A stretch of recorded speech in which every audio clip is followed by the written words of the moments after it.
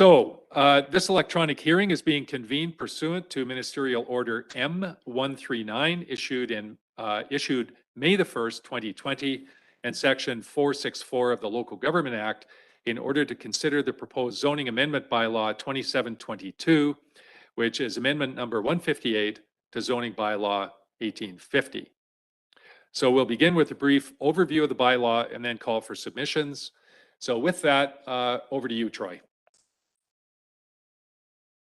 Thank you very much, Mr. Mayor. You can hear me okay? Yep. Yep. It's a little bit hollow. If you could maybe just turn up the volume a bit. Is that any better?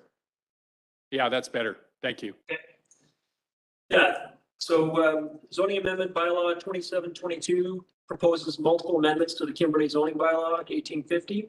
These amendments are intended to support development of greater supply and variety of housing toward improved housing availability and affordability throughout the community. The proposed amendments are focused on achieving the most widespread potential for the development of additional dwelling units. The R1, R2, R3, C1, and CP1 zones constitute the primary focus of the proposed changes, as these zones involve the majority of parcels within the zoning bylaw 1850 area of effect.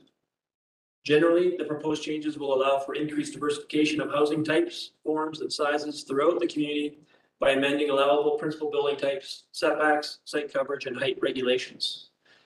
The primary residential zones of the zoning bylaw, being the R1, R2, and R3 zones, are proposed to be altered to allow for an increased range in the number of allowable dwelling units. The proposed residential zone amendments include allowances for the creation of smaller parcels with a greater amount of lot coverage and increased height to help best realize the development of additional dwelling units in a flexible manner. The two primary commercial zones in the zoning bylaw, being the C1 and CP1 zones, are proposed to be altered to allow for increased height and the increased floor space ratio allowance where affordable housing agreements are established. The bylaw also proposes requirements that will set minimums for the landscaped area of parcels and minimum outdoor amenity areas for multiple unit dwellings. Parking requirements are proposed to reduce the required residential parking minimum to 1 parking space per dwelling unit and 2 bicycle parking spaces per dwelling unit. And multiple amendments are proposed elsewhere throughout the bylaw. These include the definitions, the general regulations section, as well as the parking and loading regulations sections that are intended to better clarify terms, support other proposed changes to the zoning bylaw, support OCP policies, and support enforcement efforts overall. That's it for the overview. Back to you, Mr. Mayor. All right. Thanks very much for that, Troy. Before we begin receiving verbal submissions, we would like to acknowledge the receipt of additional written submissions. How many have we received, Maurice? There was 3 additional written submissions today added to the agenda. All right, thank you. And sorry, Mr. Mayor, just to clarify on that, there was the 3 email submissions and then also some additional comments from the Engage Kimberley site that are included in the package, and it's 5 submissions overall. 5 in total. Okay, awesome. Thanks for that clarification, Troy. Sorry, that's 5 from Engage Kimberley plus the 3 emails that are attached as late items. Yeah. So 8 in total. That's correct. Yeah. All right, thank you. Copies of all of the written submissions have in fact been provided to council. So you'll be given, as I mentioned earlier, 5 minutes for your presentation, and I will call 3 times, and this would be time number 1. Who would wish to speak with regard to this particular bylaw? Mr. Mayor, we have no caller on the phone. So we may want to ask to people in the gallery if they have comments. Anybody in the gallery wish to comment on the proposed bylaw? No? Okay. I will call a second time for submissions. Mr. Mayor, maybe just for the advantage of anybody that's listening in on YouTube, maybe if we can just have the phone number and meeting number read out again. I can do that again for sure, Troy. Thank you. So the phone number is 800-741-7180. And the meeting number is 2495-267-8857. So we'll maybe just give that second call a minute or 2. and then I will call a third time.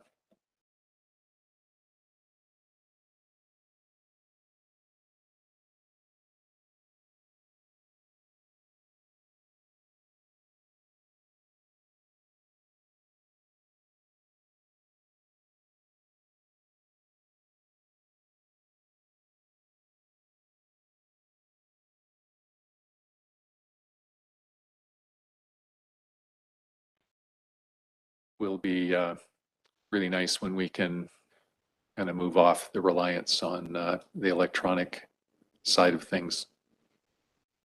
Although I suspect people are getting kind of used to it, so who knows?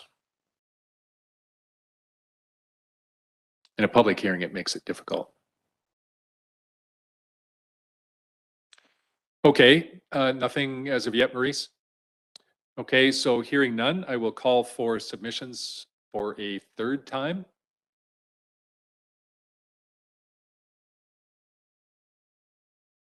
Okay, nothing as of yet, Maurice? Okay, so hearing none, I will call for submissions for a third time. Sounds like Mr. Mayor, we did just have somebody call in the meeting. I will see if I can get their name. okay, nothing as of yet, Maurice? There's a call Okay, in so- the City Council special meeting, public hearing for bylaw 2722. If you can please, if you can please turn down your YouTube, or turn it up, don't turn it off, but just mute it or turn down the volume. The phone numbers starting with 778 and ending with 42. If you can please state your name and we'll let you speak to the bylaw. Hi, sorry, there was a bit of an echo and I was trying to leave the room. My name is Julie Cook and I live in Kimberley on Higgins. Okay. First name was Julie, is that correct? That's right. Okay. Excellent, thank you. Okay, Julie, go ahead.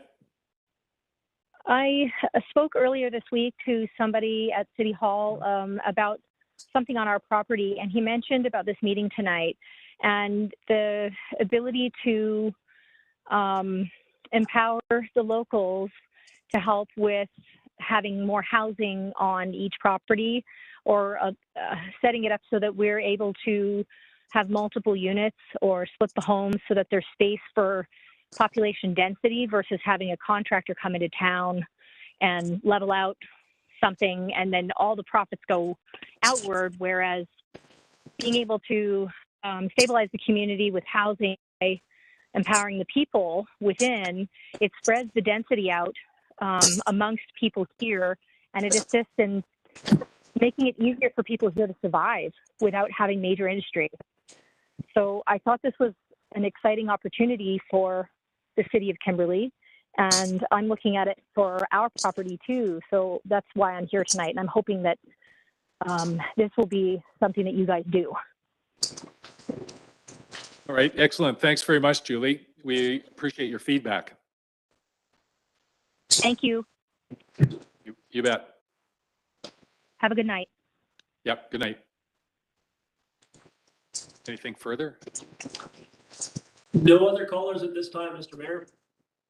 Okay, so hearing no further submissions, the public hearing on the proposed bylaw 2722 is now closed. Thanks everybody for cooperation and patience as we kind of move through the process. So we'll continue now with the regular meeting agenda. And first up is the proposed zoning amendment to bylaw 2722. And the motion on the floor is that, well, before we get the motion on the floor, actually, let's have a mover to accept the late items as correspondence. Councillor McBain moves and Councillor Oakley seconds. All those in favor? That motion is carried.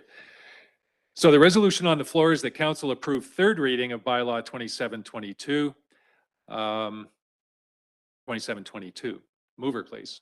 Councillor McBain, thank you. Councillor Dallum seconds. Discussion. Troy, did you have anything further you wanted to add? I think that we've talked about this proposed bylaw quite a few times now with council.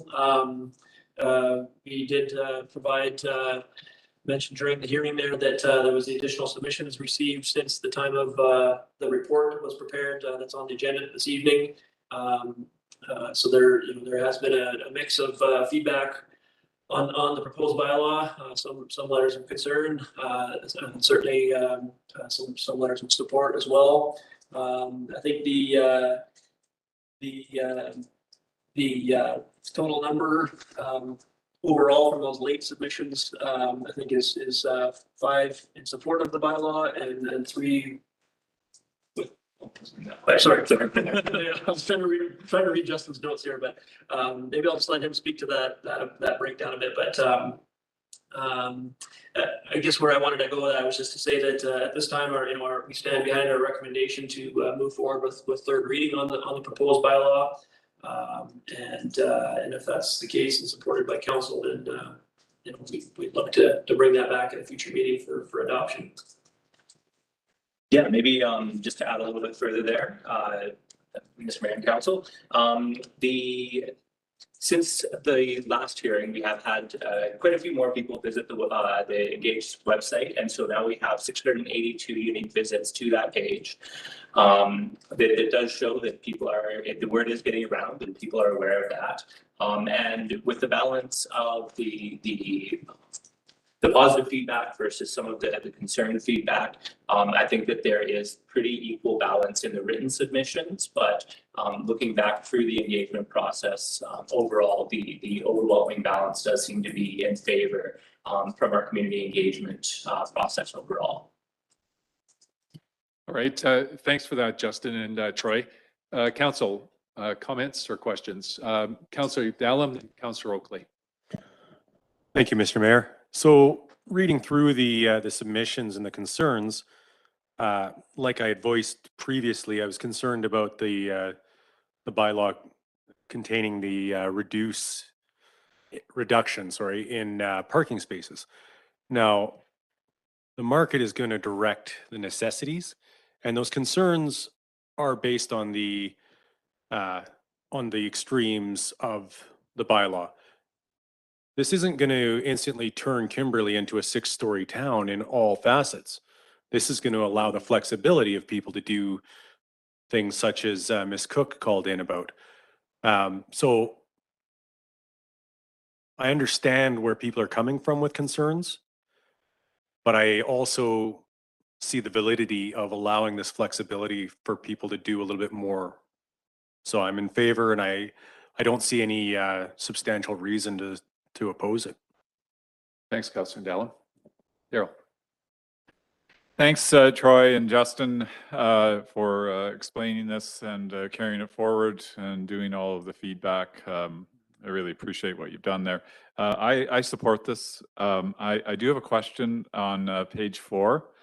I do not have a left artsy brain, and I couldn't figure out what you were talking about. It says a new requirement to step back buildings along a 45-degree angle extending from 6 meters above side and rear yard property lines. So is that the roof line? You have to have a certain angle of roof? Is that what you're talking about there? I'll let Justin explain that again. That paragraph is speaking about the part of the changes in the height regulations, but I'll let Justin provide the overview for that. Yeah, so it may be the roof line, but it is effectively any portion of the building. So from the 6-meter height, then there's a measurement that comes in at a 45-degree angle. Excuse my miming here, but it comes back at a 45-degree angle from there. And so that's to ensure that essentially no building has a straight wall that goes above, well, depending on the position of the building within the property, that it's not a straight wall too close to that property line, and that the roof line or whatever other architectural feature does then have to be stepped back or set back from the property line further as it extends into the property up to the maximum allowable property height. Building height, sorry. Yeah, and just to add to that and further clarify, so it basically is some changes to the overall building envelope that's allowed, or the space above the lot that's allowed to be enclosed with the building. So more at the, at the middle of the lot, or the center of the lot will be where the highest height potential is. But along the edges of the lot, the building will be either set back, or the building form itself, whether that's the roof form or portions of the floor plate, the walls will be stepped back from the property line to fit within that angled roof line envelope. So there are instances where, again, depending on the lot and all things being equal, a straight wall could potentially block out the sunshine, or just general views skyward. And I think this particular feature is meant to minimize that and ensure that, you don't get this wall of darkness that may end up on a taller building. I know in the in some of the submissions, this was or those that have had some issues with this was one of the biggest things they were talking about, having these massive buildings going up, in a neighborhood. And I think that the purpose of the bylaw is not to prescribe buildings that are 39 feet high. What they're meant to do in situations where a certain type of multi-unit housing is being put in place, it's to allow that to happen and minimize the infringement on the neighborhood around. And these larger multi-unit buildings are unlikely to end up on a typical, R1 or R2 lot, because the lot is simply, it's small. And I would only caution that these are guidelines for builders and developers, and it's not something that is going to, as I said, be a prescription. So yeah, I have enough said about that, I guess. Councillor McBain. Yeah, I was going to say, I think there's actually a pretty good illustration in that shows the 45-degree angle thing in one of the reports Justin gave us too. So maybe just for Councillor Oakey, you may want to check that out. It was helped clarify it a little bit. Yeah, I just wanted to reiterate a little bit. I think what Councillor Dowlam saying. I mean, the key to me in this thing is the flexibility. And the caller that we had tonight, I think she used the word empower, which I thought was kind of a cool word to use too. Giving existing homeowners a little bit more flexibility, and maybe to expand and create more opportunities for themselves. So, and you guys both hit the nail on the head. The bylaw essentially just gives you the goalposts. It doesn't mean that everybody's going to go out there and maximize, the heights or not everybody's going to go out there and pop another carriage house on their home. It's just giving people that flexibility, and I think it'll give us a chance to see some creative solutions to the housing crisis that people are facing. I mean, at the end of the day, we do need more housing in town, and we don't have a lot of space to put that. So I'm encouraged by the bylaw. Thank you, Councillor McBain. Go ahead, Sandra. Thank you, Mr. Mayor. I just want to remind people that when you make a change to a policy like that, it does not mean that we can now go pell-mell and just build anything. We will look at the line and say, well, gosh, that says we can do this and we can do that and we can do these other things, and who cares about parking? That's not how it works. You have to be able to provide the city with a proper development plan that takes into consideration all the worries that people have about parking and space and sunshine.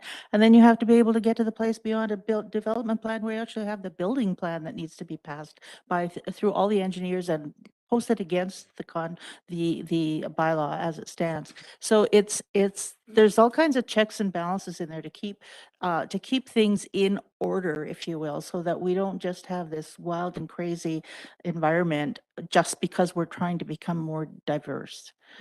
There's a lot of things that need to take place that protect us as taxpayers and make it doable and allowable and acceptable. And we've worked really hard to try to get that in there. And I really commend the engineers that have been working on this. They've pulled information from all across the province and from all different kinds of plans that have been. They've questioned what worked and what didn't work, and they've tried to put the best foot forward here. And I'm really impressed with it. Yeah, thank you, Councillor Roberts. Everybody talks about affordable housing, and that is really housing that the average person can afford these days. And with the cost of construction and interest rates, mortgage rates going up, the only way you will be able to minimize the cost of construction and therefore, get to a place that is more affordable for more people is with a smaller footprint, smaller lots and smaller footprint on the buildings that are going in. And staff were tasked back in February with coming up with a series of actions that were going to encourage that kind of thing to happen from both a developer and a builder point of view. And I think they've come up with what has turned out to be a very kind of lengthy and complicated change on a bylaw, and I think have done an awesome job. As always, when we implement these bylaws, the bylaws are not forever. If there is something that comes up over the course of implementing and executing on this over the next year or 2 or 3 or however many periods of time we're talking about, staff will assess and come back to council with recommendations on how to modify the bylaw to make sure that it is still in the best interest of the entire community. Congrats on a really job well done on this, guys. Okay, further comments? Okay, hearing none, the motion on the floor is to approve third reading. All those in favor? Any opposed? That motion is carried.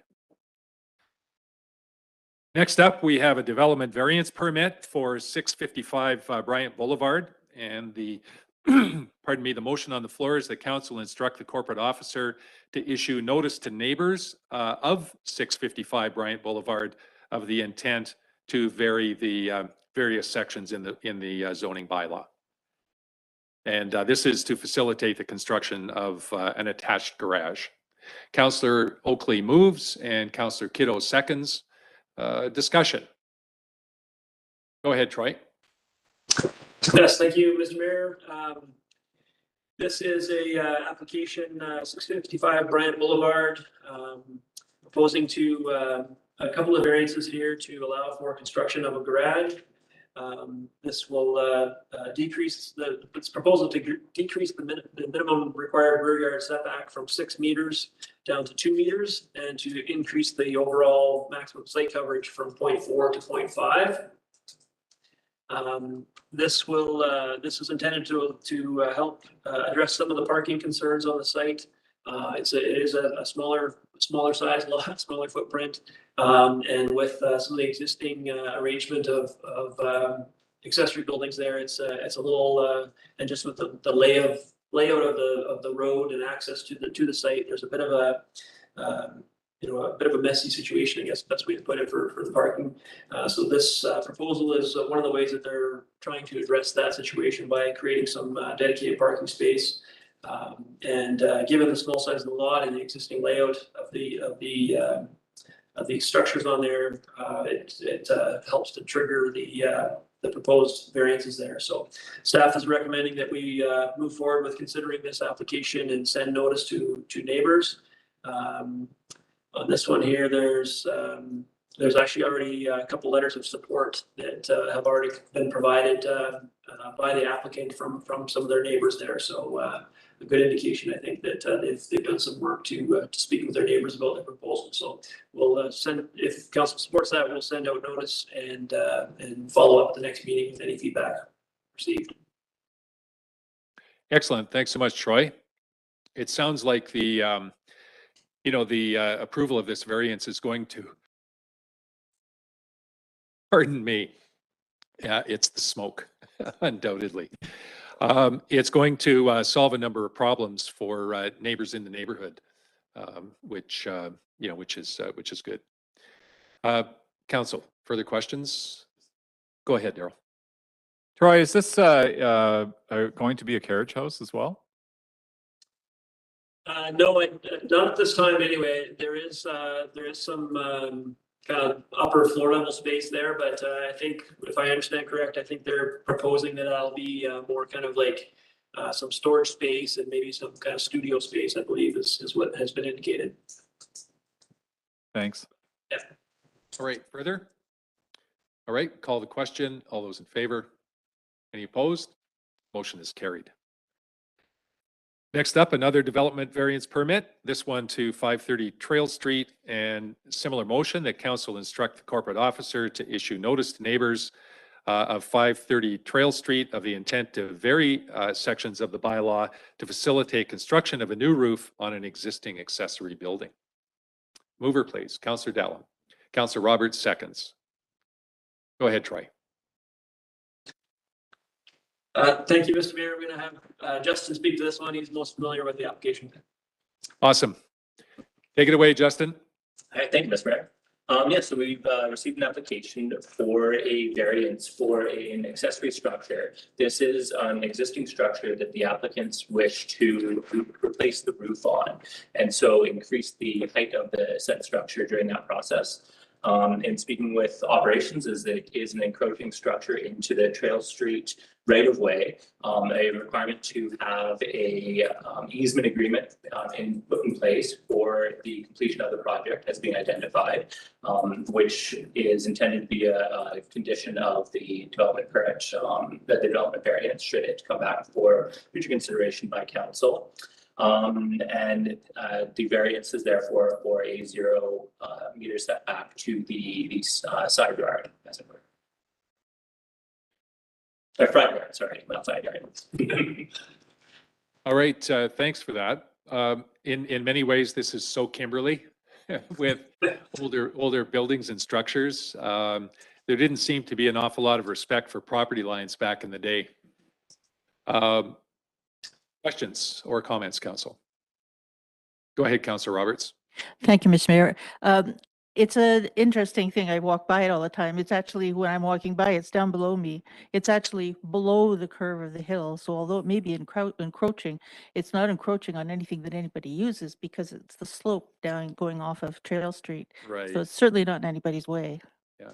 Thank you for that, Councillor Roberts. Councillor Oakley. I guess one of the things I was wondering as I was reading through this would be possible snow load, you know, from plowing. Yeah. Yeah, and I think our operations team had reviewed and like Justin pointed out, the building's been there for a number of years. I don't think that there's been any problems from the snow clearing operations that has been caused or that our snow clearing has caused to the building. So you know, the footprint location of the building is not proposing to change. It's just a new roof line. And if I understand correct too, I think that, you know, there's a sloping roof proposed to help address just kind of the snow load concerns on the building itself. So, but I don't think there's any significant concern from operations department about, you know, their ability to continue to manage snow on that street. And it shouldn't have any major impact either way. And just a little further, my understanding of the requirement for the easement is for liability concerns. So as the structure does exist on city property, it's to make sure that we're covered. Should something happen, nothing has happened at this point, but you never know. All right, thank you. Further, Councillor Oakley? You're good? Okay. Councillor Dallin. Just one point about this is within the drawing, they're actually bringing the moisture that would collect on the roof back into the property as well. So I think that as far as it goes, this is a best case scenario. Excellent. Thanks for that. Last call. Call the question. All those in favor? Any opposed? Motion is carried. All right. Last up this evening on the agenda is a piece of correspondence from the Ministry of Forests. I almost fell over do we have a motion on the floor? And that motion would be? Was that a translocation letter? So is it a letter of support, Scott? Would you call it? Yeah, they're basically requesting a letter of support, permission to. Would like to participate work in the with the same. program. So a letter of support to participate in the program, moved by Councillor Bain. Second, Councillor Kiddo.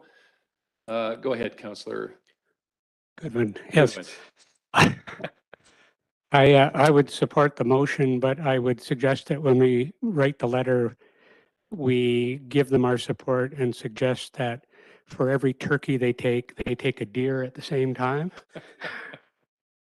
2 deer. Okay, for every turkey they remove from Kimberley, they take 2 deer as well. And see what the response is to that.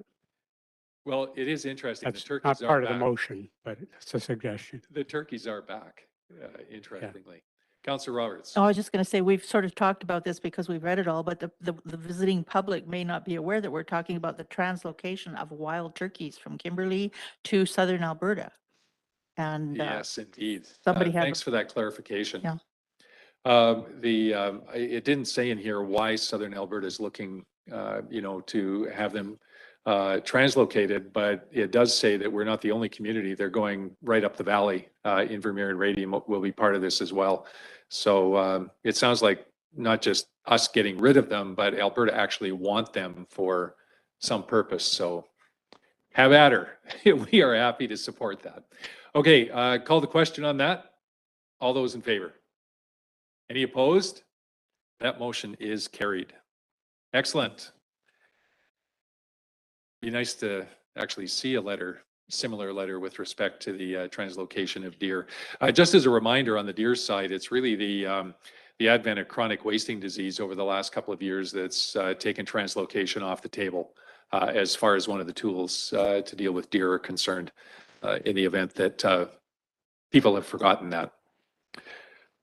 Okay, that's it for the regular agenda this evening. We do have a couple of items for in camera or closed meeting. So I would ask now for a motion to move to closed. Councillor McBain, thank you. And Councillor Dallum seconds. All those in favor? Motion is carried. 2 minutes to clear the hall.